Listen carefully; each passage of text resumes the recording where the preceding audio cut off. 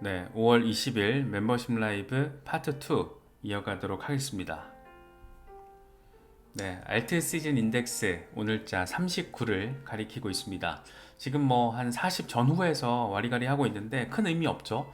이게 75가 알트 시즌 공식 진입 숫자 기준점이기 때문에 아직은 갈 길이 멀고 알트 시즌까지 지금은 비트코인 시즌에 더 가깝다. 여전히 비트코인 중심의 장세가 펼쳐지고 있다. 이렇게 좀 생각해 볼 수 있는 그런 상황입니다.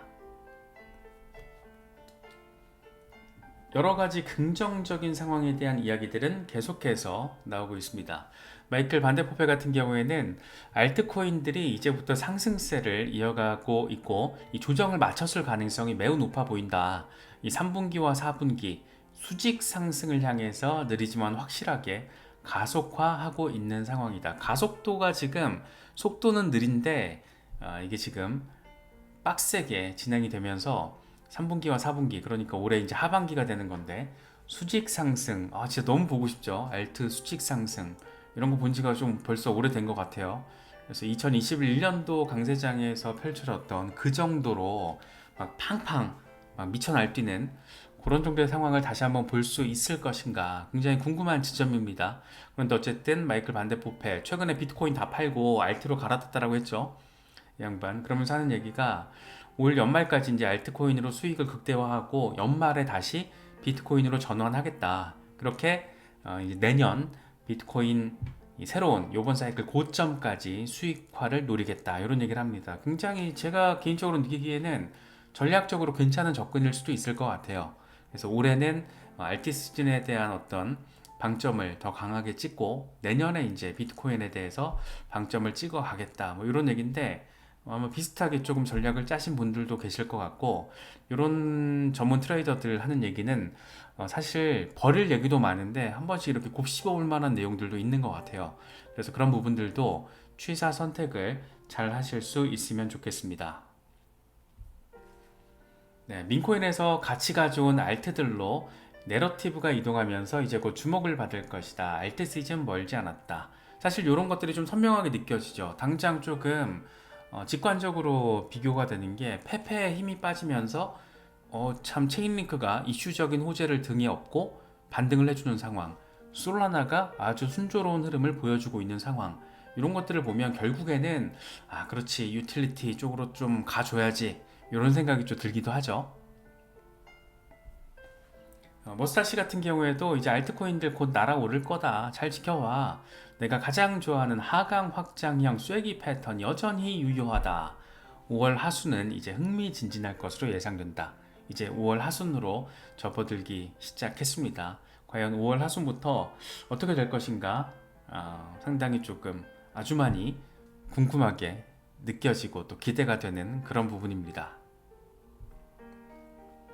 알트 대장 이더리움 흐름이 좋습니다. 지금 3,100달러 위로 올라선 모습을 확인해주고 있는데 벌써 이렇게 또 3,100달러 위로까지 올라섰어요. 젤레 같은 경우에는 이더리움이 하락장 탈피 거의 직전이다. 지금 하락세기 패턴 이제 상단 저항 돌파 곧 할 거야. 이런 얘기하고 있는 거죠. 그래서 100일 이동평균 회복 이후에 몇 달 동안 이어져 왔던 하락세에서 빠져나오기 위해서는 약간의 돌파 모멘텀이 필요하다. 이걸 통해서 다음 목표 4,000달러. 사실 우리가 5월달에 좀 기대를 했던 게 이더리움 현물 ETF 승인이었는데 지금 분위기 자체는 승인이 안 될 것 같은 분위기가 거의 압도적이잖아요. 물론 어떻게 될지는 실제 5월 말까지 중간중간에 데드라인들이 있기 때문에 지켜봐야 됩니다. 그런데 지금 표면적으로 보여지는 상황은 승인이 안 될 것으로 보여요. 승인이 안 될 것처럼 보이고 비트코인 현물 ETF 승인 직전 상황과는 너무 분위기가 다르기 때문에 이더리움 현물 ETF의 직접적인 어떤 반등 재료로서의 역할은 조금 더 지연이 될 가능성이 높죠. 8월 아니면 연말 정도 그 상황까지 열어놓고 봐야 되는데 어쨌든 뭐가 될지 모르겠지만 이더리움을 한 방 이렇게 끌어올려 줄 만한 재료가 들어와 준다라면 곰방 4,000달러까지 좀 갈 수 있지 않을까. 뭐 차트적으로는 일단 그런 기대감을 조금 선명하게 보여주는 것 같습니다. 솔라나가 와 진격의 솔라나예요. 솔라나 지금 잘 가고 있습니다. 확실히 솔라나가 힘이 좋아요. 진짜 언제 이제 180달러 목전인데 언제 여기까지 왔나 싶은 생각이 들 정도로 쭉쭉 잘 움직여주고 있습니다. 이 오른쪽 차트는 솔라나 주간 차트인데 솔라나가 항상 대칙 상각 패턴을 잘 뚫어내면은 몇 주에 걸쳐서 급등을 했다라는 거예요. 그래서 이때는 이게 작년 말 상황이죠. 9월, 10월 상황. 요때 이제 우리가 재미를 많이 봤었는데 7주에 걸쳐서 260% 돌파 이후 이때는 3주에 걸쳐서 110%, 이때는 2월 돌파 땅 하고 나서 3주에 걸쳐서 110%. 근데 이번에 지금 딱 돌파했는데 몇 주에 걸쳐서 몇 퍼센트 반등할까? 이런 얘기 하는 거죠. 그래서 일단 200달러까지는 뭐 5월 안에 솔라나 200달러 돌파 가능하다 이런 전망들도 지금 많이 나오고 있는데 이런 차트들을 보고 있으면 또 뭔가 또 그럴싸하게 느껴지기도 하고 그렇습니다. 그래서 솔라나 홀더분들 많으신데 솔라나가 어쨌든 잘 움직이고 있다라는 거. 이더리움과 더불어서 이제 사실상 알트 대장이죠. 알트 대장 역할을 지금 이더리움 솔라나가 해주고 있는데 시장을 좀 잘 이렇게 견인을 해줬으면 좋겠다. 뭐 그런 생각이 좀 강하게 드는 것 같습니다. 특히 이제 솔라나 같은 경우에는 지금 현물 ETF 승인 가능성에 대해서 기대감이 지금 커지고 있잖아요.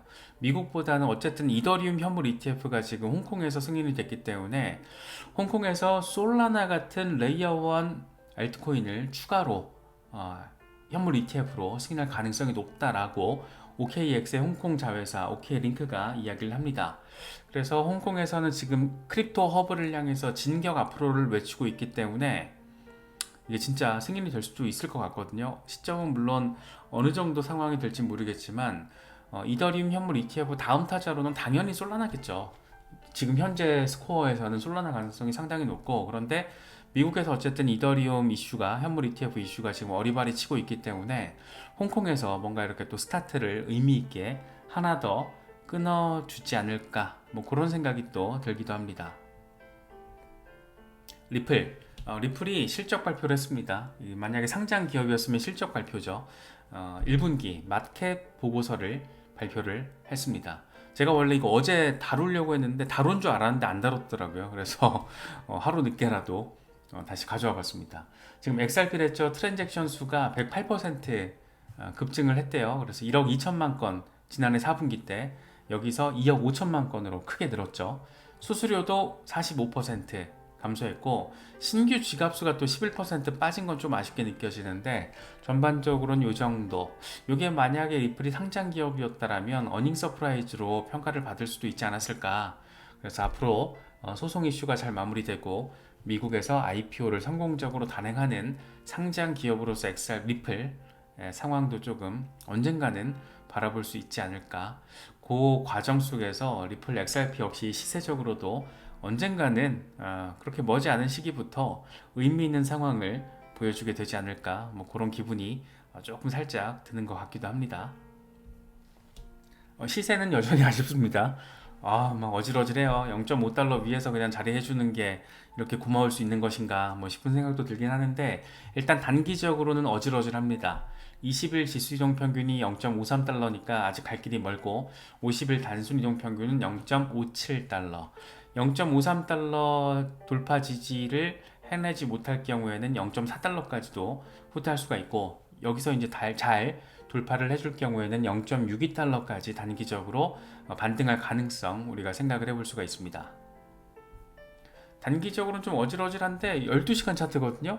12시간 차트 보면 지금 흐름이 예뻐요. 상단 저항 뚫어냈고 지금 지지까지 받아주는 모습이 확인이 되고 있습니다. 그러니까 0.5달러 지지는 지금 받아주고 있는 거니까, 그래서 이 상황만 잘 유지가 된다라면 간다. 한 20-30% 정도 랠리 나올 것 같은데, 그래서 딱 요 얘기예요. 0.62달러 위로 올라서는 상황, 그런 상황이 지금 어쩌면 지지만 잘 받아주면 가능할 수 있다. 이런 얘기를 자익 차트라는 분석가가 이야기를 하고 있습니다. 에그라 크립토야 뭐 워낙 강세론자니까, XRP 맥스니까 또 전폭적인 얘기를 해요. XRP 지금 새로운 상황이 전개되고 있다. 이 삼각 패턴이 지금 두 개잖아요. 이 삼각 패턴이 하나 지금 작은 게 있고 전체 큰 삼각 패턴 두 개가 있는 건데, 이 작은 하얀색 삼각 패턴이 상단저항을 뚫어내면 단기적으로 1.5달러가 가능하고, 이 큰 패턴 요게 완성이 빵 돼서 여기까지 오다가 여기서 빵 하고 올라가면은 7.5달러까지 가능하다, 뭐 이런 얘기를 하고 있습니다. 연내 가능성에 대한 어떤 맥락적인 뉘앙스가 깔려 있는데 올해 뭐 한 7달러까지만 가도 얼마나 좋을까. 5달러에서 10달러 정도 상황. 그건 아마도 이제 소송 이슈가 리플에 긍정적으로 이를테면 약식 재판 수준으로 마무리가 돼서 나와준다라면 한 5에서 10달러 정도는 좀 현실 가능화한 어떤 가격대로 우리가 기대를 해볼 수 있지 않을까 싶기도 한데 아직 뭐 1달러는커녕 0.5달러대 지금 자리하고 있으니까 단기적으로는 조금 상당히 멀게 느껴지기도 합니다. 하지만 어쨌든 이 소송이라는 굉장히 큰 족쇄가 이제 좀 어떤 방식으로든 풀릴 가능성이 높기 때문에 그런 것들 긍정적인 기대 포인트로서 우리가 잘 살펴보고 대응하면 좋을 것 같습니다. 이번 주에 증시에 있어서 최대 관전 포인트이자 암호화폐 시장에 있어서도 굉장히 중요한 관전 포인트는 엔비디아 실적 발표죠. 한국 시간으로 23일 오전 6시입니다. 전망치가 지금 되게 좋아요. 블룸버그가 이렇게 보도를 했더라고요. 매출은 전년 대비 242%, 수익은 400% 이상 급증할 것으로 예상이 된다. 다음 분기 전망도 좋을 것이다. 그러니까 올해 2분기 전망도 좋을 거야. 이 순익 성장 120%, 매출 성장 100% 이상을 예상한다라고 블룸버그가 나름의 전망치를 제시를 했습니다. 이렇다 보니까 AI 테마, 크립토 영역에서 AI 테마가 당연히 관심도를 더 키울 수밖에 없는 거죠. 이건 오늘자 이 코인마켓캡 AI 테마 카테고리로 가져온 거거든요. 지금 보면 최근 일주일 동안 이미 두 자릿수로 반등을 해준 종목들이 여럿이 있습니다. 뭐 니어 프로토콜이 보니까 13% 올랐고 그래프도 많이 반등을 했네요. 인젝티브도 그렇고 인젝티브도 많이 빠졌어요. 거의 지금 한 50달러 랠리에 대한 기대감 이런 것들까지 생각을 해볼 수 있는 상황이라서 인젝티브도 좀 많이 빠졌다가 반등이 좀 나와줬고 세타 또 10% 넘게 일주일 사이에 반등을 해줬네요. 그래서 이미 사실은 AI 테마 프로젝트들이 반등을 해주고 있습니다. 그래서 이게 어느 정도로 흐름이 이어질지는 예단하기 어렵겠지만 긍정적인 재료로서 엔비디아 소재가 지금 역할을 해주고 있다. 뭐 이렇게 지금 해석이 되는 상황이니까 특히 이제 최근 일주일 동안 7%대 하락을 지금 확인한 렌더 같은 경우가 블록체인 GPU 프로젝트로 해석이 되기 때문에 사실상 암호화폐 업계 엔비디아 이렇게도 이제 수식어가 달리잖아요. 그렇기 때문에 이번 엔비디아 실적 발표를 통해서 렌더 같은 애들이 어떻게 의미 있는 흐름을 보여주게 될 것인가. 특히 이제 다음 달까지 AI 이슈가 되게 많습니다. 애플 개발자 회의도 6월이고 뭐가 잔뜩 있어요. 캘린저 일정들이. 그래서 렌더, 이런 GPU 이슈, AI 이슈, 큰 틀에서 이제 AI 테마죠. 이런 것들이 어떤 흐름을 보여주게 될지 굉장히 조금 우리가 관심 있게 지켜봐야 되는 그런 상황입니다. 일단 좀 벌써부터 이렇게 반등이 나와준 종목들이 있다라는 거. 패치 같은 경우에도 정서가 상당히 지금 짙어요. 패치 같은 경우에도 이제 싱귤라리티, 오션 프로토콜 이렇게 또 참 재밌죠. 싱귤라리티 이름 참 잘 지은 것 같아요. 특이점이잖아요, 특이점. 지금 챗 GPT-4 옴니 이번에 업그레이드 된 거, 업데이트 된 거 사용해 보신 분들 많이 느끼시겠지만 특이점이 왔습니다. 특이점이 진짜 왔구나라는 게 느껴져요. 체감이 돼요. 굉장히 뭐랄까 지지난주에 챗 GPT와 지금 현재 업그레이드 옴니 업데이트 되고 나서 상황이 완전 달라요. 그래서 정말 이 싱귤라리티가 왔구나라는 생각이 좀 들고 그래서 패치 같은 경우에는 또 이제 어벤져스 팀 토큰으로 이제 ASI 이슈가 또 살아있기 때문에 조금 긍정적으로 좀 반응을 해줄 수 있으면 좋겠다 그런 기대감이 또 깔려 있죠. 그래서 AI 테마 관심 있는 분들 아마 많으실 겁니다. 지금 이 시대를 관통하고 있는 테마이기 때문에 그런데 물론 테마주가 항상 위험하잖아요. 그래서 이미 또 반등해준 종목들을 신규로 진입하기에는 어떤 야수의 심장이 또 필요하고 위험할 수 있으니까 항상 매수를 하더라도 급락이 나왔을 때 급락이 나오더라도 분할 매수 뭐 이런 원칙들은 나름 잘 세우시면 더 좋을 것 같아요. 특히 이제 테마주 같은 경우에는 급등할 때 엄청 급등하지만 빠질 때도 정신없이 빠지니까 그래서 늘 테마는 거품과 함께 간다 이런 점들 좀 명심해 두시면서 보수적으로 좀 대응을 하시면 더 좋지 않을까. 그래야지 이런 시장의 흐름들을 좀 길게 우리가 안정적으로 대응할 수 있지 않을까 그런 생각이 들기도 합니다. 크립토파텔은 니어 프로토콜에 대해서 굉장히 의미 있는 얘기를 합니다. 긍정적으로 바라보고 있어요. 지금 데일리 차트인데 엘리엇 파동을 보니까 잠재 목표 가격이 한 50달러까지 간다라는 거예요. 빵 갔다가 폭락 한번 나왔다가 빵 하고 간다라는 건데 이거 참 흥미로운 그림이죠. 그런데 지금까지도 이 파동의 흐름에 맞춰서 잘 보여줬다라는 거. 그러니까 한 25달러까지 급등 한번 나왔다가 한번 이제 10달러 근처까지 꼬라 박았다가 그리고 나서 다시 50달러를 향한 랠리. 그래서 근데 이 양반도 되게 보수적으로 진입 시점을 얘기를 해요. 잠재적인 진입 구간은 6.5달러에서 7달러. 이미 다 들어와 있었어야 되는 거죠. 그러니까 저번 급락 때 잡은 사람들이 생각을 할 수 있는 이 중간중간에 들어가실 분들은 야수의 심장이 필요하다. 물리거나 패닉셀의 가능성, 위험성 이런 것들도 염두에 두셔야 된다. 내가 만약에 조금 위크핸드라면. 그런데 장기 전망 자체는 강세다 라고 이 크립토파텔은 이야기를 하고 있습니다. 니어 프로토콜은 지금 AI 테마에 있어서 대장이에요. 대장이기 때문에 이런 것들이 좀 잘 움직여주고 렌더 같은 종목들 잘 움직여주면 좋겠죠. 이 DOC 크립토 같은 경우에는 엔비디아 실적 발표가 임박했고 AI 시즌 3.0이 지금 로딩되고 있다. 렌더 이 다음 타깃은 20달러 이상이 될 것이다. 이렇게 긍정적으로 이야기를 합니다. 물론 이렇게 수직 상승 안 하죠.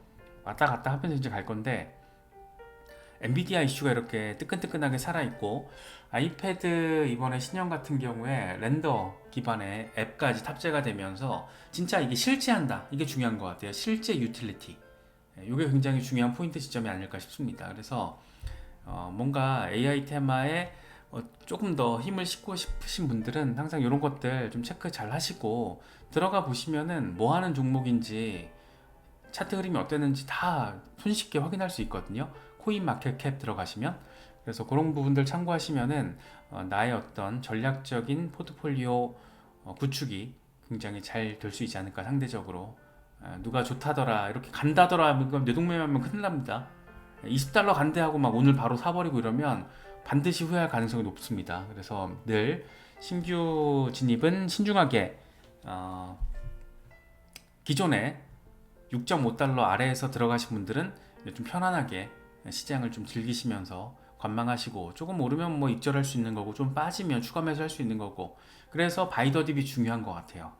그런 부분들 아직 몇 번의 기회가 더 남아있기 때문에 이렇게 막 랜더 20달러 간다고 지금 오늘 바로 매수하고 이러면 그렇게 좋은 대응 방식은 아닌 것 같아요. 그런 게 이제 습관이 되면 골 때리거든요. 그래서 항상 매수는 급락이 나왔을 때 한번 분할로 들어가서 대응을 하는 그러면서 이런 약간 긍정적인 전망들을 참고를 하면서 반등했을 때 일부 익절 분할 매도하고 또 바이더딥 하고 뭐 이런 식으로 롤링업을 하는 게 우리 같은 개미들에게 있어서는 되게 중요한 포인트 지점인 것 같습니다. 물론 이제 아예 중장기 대응 목표 이 타겟과 그런 종목들 같은 경우에는 그냥 계속 매수하는 종목도 있을 수 있는 거고 뭐 테마 종목 같은 경우에는 조금 이렇게 롤링업 개념으로 접근하면 좀 안정적으로 가능하지 않나. 개인적으로는 좀 그런 생각이 있습니다. 그래서 제가 막 여러 가지 막 종목들을 위주로 말씀을 드리긴 어려운데 막 그런 것들을 말만 듣고 매수할까 막 이런 생각 하시는 분들이 분명히 계시기 때문에 구체적으로 말씀드리기 어려운 지점들이 있지만 이런 테마 종목들은 아무튼 나름의 기준점을 좀 보수적으로 가져가시면 어떨까 생각됩니다. 그래서 여러 가지 또 긍정적인 재료들이 있으니까 잘 참고하시면서 포트폴리오 전략 잘 세우실 수 있으면 좋겠습니다.